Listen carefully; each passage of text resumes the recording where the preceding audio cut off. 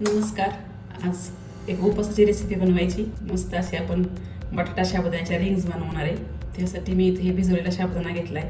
हा थोडा भाजलेला साबुदाणा आहे. मंद गॅसवरती 10 मिनिटं मी हा साबुदाणा भाजून घेतलेला आहे. 4-5 बटाटे उकडून घेतलेले आणि थोडासा शेंगदाण्याचा जाडसर कूट आहे.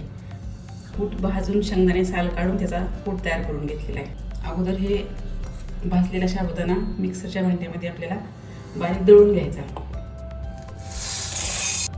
साबुदाणा भाजून घेतल्यामुळं तो मिक्सरवरती लगेच दळला जातो. त्याच्यामुळं छान 10 मिनिटं आपला चांगला भाजून घ्यायचा. मस्त असं पीठ तयार झालेले. तर आपल्याला हे बटाटे एका ताटामध्ये किसून घ्यायचे. एकदम बारीक किसलेले बटाटे किसून घ्यायचे. तर हे बटाटे किसून झाले. त्यामध्ये आपल्याला हे 2 चमचे साबुदाणा पीठ टाकायचं. मी इथं साबुदाणा दळून घेतलेला आहे. तुम्ही बगर जरी दळून घेतली तरी चालेल. हे 2 चमचे दाण्याचं कूट, भिजवलेला साबुदाणा, थोडी मिरची पावडर, हे चवीनुसार मीठ. आता हे चांगलं आपल्याला मळून घ्यायचं. इथे मी बटाट्याचा वापर जास्त केलेला आहे.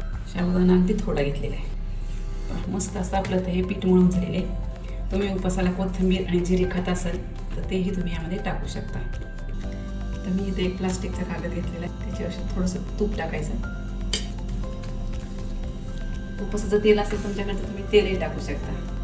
हे थोडं आपल्याला पराठ्यासारखं लाटायचं, पण थोडं जाड लाटायचं. असा गोल पराठा लाटून घ्यायचा. तुमच्याकडे जर प्लास्टिक पेपर मोठा असेल तर तुम्ही हे मोठं लाटू शकता. आणि एका मोठ्या वाट्याने असं करून घ्यायचं.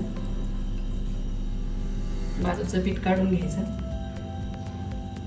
आणि नंतर एक छोटी वाटीचा वापर करायचा आणि ते मध्ये असं छिद्र काढून घ्यायचं. बरोबर ही आपली रिंग तयार झाली.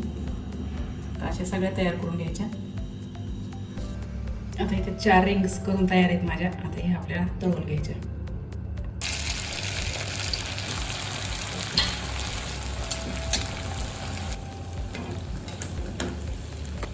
मस्त तांबूस रंगावरती अशा आता आपल्या दोन्ही बाजूनी भाजून घ्यायच्या.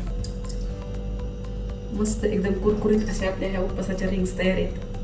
तर श्रावण महिन्यामध्ये उपासाला तुम्ही नक्की करून बघा. आवडल्यास लाईक करा, शेअर करा आणि चॅनलला सबस्क्राईब करा.